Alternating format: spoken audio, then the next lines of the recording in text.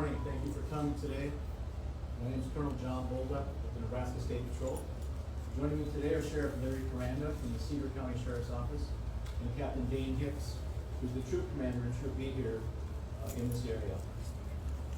We're here to announce an arrest and provide an update on the investigation into the homicides that occurred in Laurel yesterday.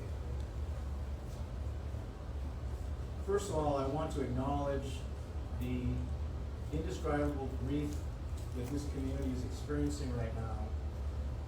And that's going to be compounded by the betrayal of trust that they're going to feel because a community member here is alleged to have committed these crimes.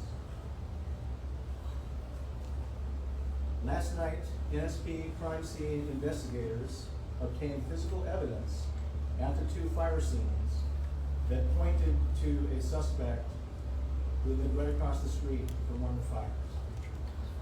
That suspect, Jason A. Jones, date of birth 2/28/1980, was taken into custody this morning shortly after 2:30 a.m. after investigators developed probable cause that this suspect committed these crimes. The NSP SWAT team arrived and performed an entry and search into the residence where he was located at 206 Elm Street. When he was arrested, it was discovered that he had serious burns over a large part of his body. Therefore, he was airlifted to a hospital in Lincoln. He's believed to be in serious condition.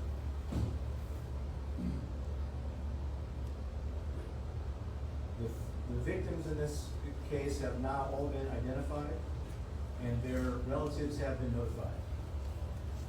So first we have the Twyford family, Jean and Janet Twyford, who are 85 and 86, and Dana Twyford, who was born in 1967, all three adults who lived in the residence of the 500 block of Elm Street. Michelle Ebeling was the fourth victim who was located in the first house in the 200 block of Elm Street. She was born in 1969. We're still working to process the evidence that we collected at this scene. It's still very early in this investigation. Now I have to talk about what I consider the heroic efforts of the firefighters who were on the scene here yesterday. And I describe them as heroic because they had a very difficult task. We asked them to put out these fires while preserving the evidence of these crimes. They had to adjust their tactics in order to do that, and they did that with great efficiency. Their efforts preserved the evidence that led us directly to the suspect. It cannot be understated that this has been an entire team effort, not only by our law enforcement partners, our firefighters, but the entire community who has stepped up, offered assistance, cooperated fully with investigators. But the work is just beginning. We've made an arrest. We have a large volume of evidence to process, people to interview, and we have to prepare for entry into the justice system. There will be a trial.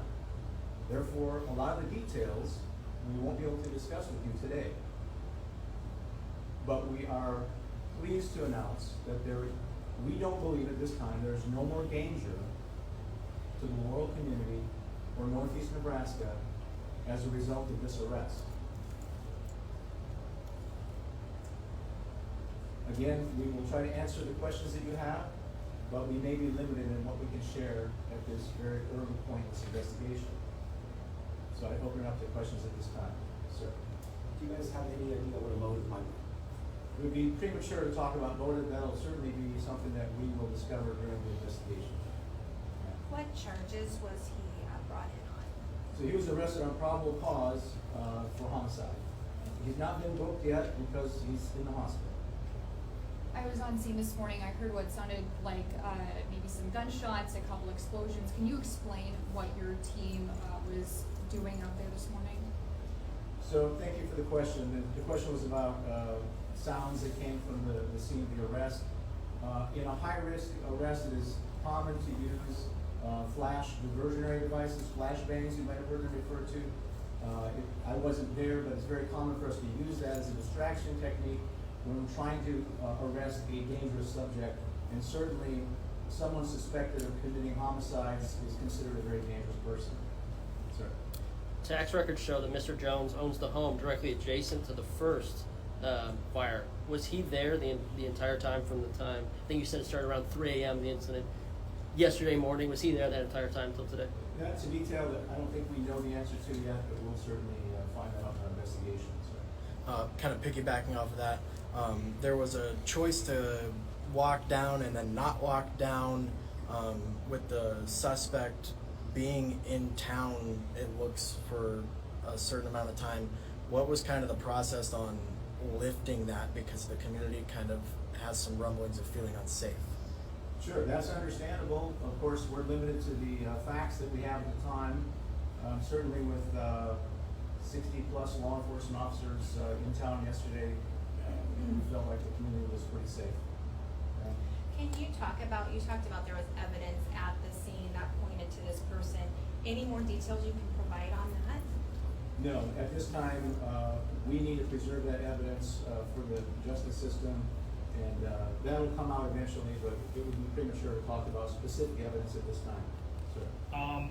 Were gunshots exchanged? Did the subject shoot at officers, and did you guys shoot at him? So the specific question is, was there gunshots exchanged? There were not. The suspect was taken into custody without any violence. Thankfully, no officers were injured during that arrest.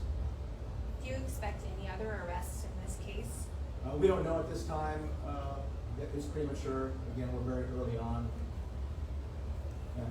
Yesterday you mentioned that you're looking for a sedan driven by a black label. Are you looking for that same person as the person that you're arrested today? We don't believe that's the same person, but we would like to talk to that person as a witness if we are able to identify them. But certainly, as the information has developed, that lead became less significant once we were able to get inside the residences and evaluate the evidence that was present. Did you have one there? Yeah, sorry. With the two separate scenes and the victims, have you guys been able to link them at all? Does this just seem completely random? Is there any connection? Well, again, that goes to motive and how this all went down, and certainly we're going to discover that through the investigative process. But again, evidence from both scenes led us to the suspect, and that's why he's in custody at this time. We spoke to a neighbor who thought he heard gunfire, so I just want to clarify. So no gunfire was exchanged by police and no gunfire exchanged by the suspect? That is correct. Are there any other suspects? We haven't identified any at this time.